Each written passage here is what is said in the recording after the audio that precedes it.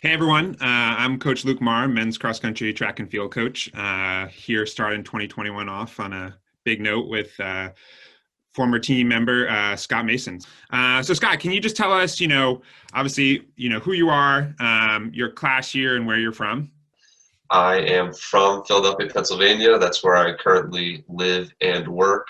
And I was an econ major. Cool. And what year did you graduate from Con? Oh, that's right. I graduated in 2019. All right, cool. So obviously, relatively recently, few years out there in the big bad world. But maybe just going back a little bit, obviously, super successful career cross country and track. In addition to being a captain on our team, as well as an econ major. Kind of just give us a synopsis of what your experience was like during your time at Con, and you obviously found a success in both pursuits. So maybe just a little elaborate on that experience during your time as a student athlete. Yeah, I mean, I think I had a fairly typical student athlete experience. You are juggling the time commitment of athletics, but you still have to put academics really high on your priority list. So that takes a great deal of time management and just motivation, knowing that you got to go to class all day, you still have to spend 3 hours at practice, and then um, really just bury your head in the books at night. So I think I was pretty successful on that front. I obviously I had a nice cross country track experience, and I still did well enough with the academics to come out of school with a major in a field that I wanted, and a job in my field as well. So really fortunate in those aspects. What was one of your favorite econ classes that you took at Con? Oh man, wow. Really put me on the spot with that one. I might have to say one of my corporate finance classes with Professor Park, only because I think that's one of the highest level econ classes you can take at Con, and the reason I liked it so much was because it was a very real world class. In other words, I actually learned things in that class that I used at my job and that I know I will be using in the future. So it was just really helpful in that regard. Cool. That's awesome. So thinking a little bit on the athletic side, could you maybe tell us one of your favorite team memories by being part of our, cross country and track team, and maybe just like an individual memory from your athletic experience? Yeah, so I would say my favorite team memory would be my junior year of cross country when the team came in fifth at NESCACs and we beat Williams. That was a really big moment because I think we all proved to ourselves that season that we were not a bottom team tier. Not that we ever necessarily were, but the NESCAC had pretty much counted us out for the hunt for nationals. So to show up at NESCACs, to get fifth, to actually beat Williams, that was huge. And you could just see every single person on the team, 1 through 9 and beyond, 1 through 7 and beyond, really, really, owned that moment. So that was a great team moment.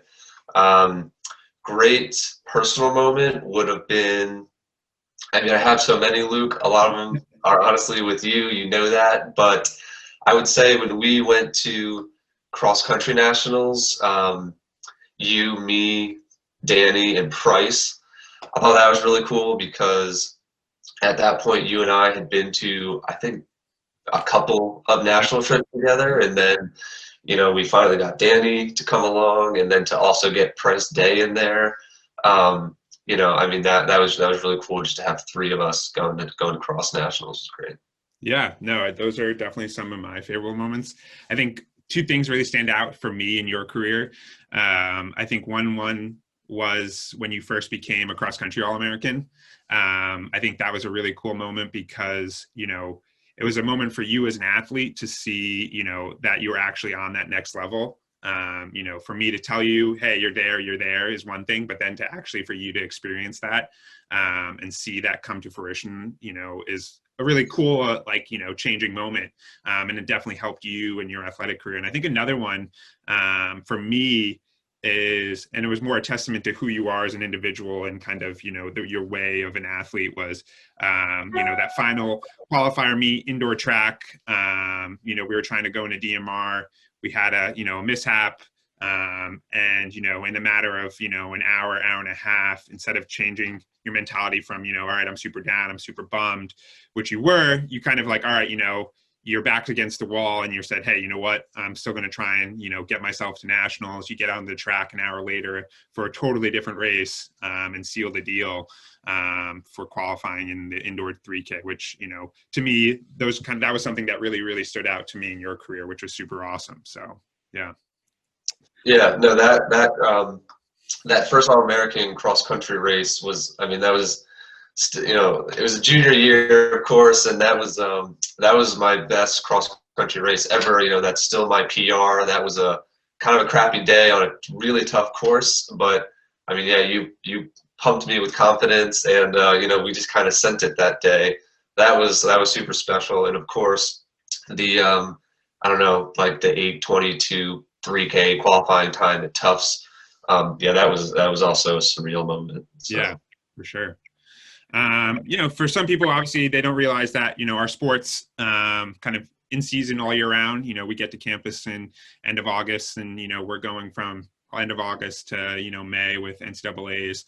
What is that kind of, 3-season commitment, day in, day out? What has that taught you, maybe just, as a person, as an athlete, just in general, what has that kind of instilled in you? Wow. It's kind of maybe it's a cliche term, but it really teaches you to just be a grinder. To be a 3-season athlete is really to be a year-round athlete, because you prescribe us all that nice mileage over the summer. So no, from the day you step on campus, if you're a student athlete, you are taught to be, highly motivated, highly dedicated. You quite literally have to be a grinder. So I think what did it teach me? That you got to be tough, that you got to be, I'm going to go back to, you got to be dedicated. If you're a 1-season athlete, of course you have preseason and you have to stay in shape over the summer, but a 3-season athlete is expected to hit peak performance, at least 3 times in a year, once each season. It's highly cyclical, so you can't lose focus. Yeah, no, definitely. That's definitely the toughest part, and maybe the kind of catch-22 with our sport is that it's really, really hard to have, like you said, those kind of 3 major peaks throughout the year. And I think, one thing that you always did an excellent job of was, and it shows to your mentality of showing up, at those certain points when you need to, and, kind of making sure that you weren't, redlining at the beginning and, staying confident and within yourself when you needed to, and then kind of really showcasing things. And that's probably why, at the end of the day, you went home and graduated with, quite a few All-American awards. So that was awesome. Yeah. Words of advice for, maybe current team members or student athletes in general. What do you have with your words of wisdom from, a few years out now and everything? With regards to athletics or academics? Yeah, athletics, academics, the experience. Yeah, just some, friendly, helpful advice now that you can that you're a little removed from the con bubble, and, you can kind of give us some words of wisdom. Yeah, I would say, number one, cherish it. Cherish the team, cherish the school, cherish con. I would also say, with regards to athletics, you want to learn a lot. You want to be, as Jim Butler once said, you want to be, a student of the sport. So as I was getting older, as I was becoming a junior, a senior, I felt that I had really learned a lot about training and nutrition and what works for me. And I think that really helped you and I, build a synergy between us, because I trusted you, but you also trusted my feedback. And that just worked really well and allowed, you and me to push myself to a higher level. So, don't just go to practice and do the workouts and race and accept the results. think back to successful seasons, what worked, what didn't, etc. Academic wise, I would, students don't really realize this until senior year, but it really it really matters what classes you take. You want to make sure that you put yourself on the path you want to be on, and you have to commit to it, because when you get out of college, it's great that all that fun happened, but okay, I need to apply for a job, get a job, I need to be successful in that job. So I know it sucks as a sophomore to think ahead to the real world, but you want to make sure that you're putting yourself in a position to succeed in the future.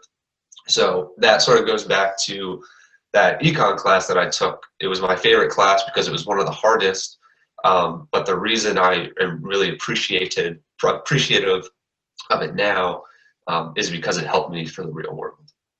Cool. That was awesome.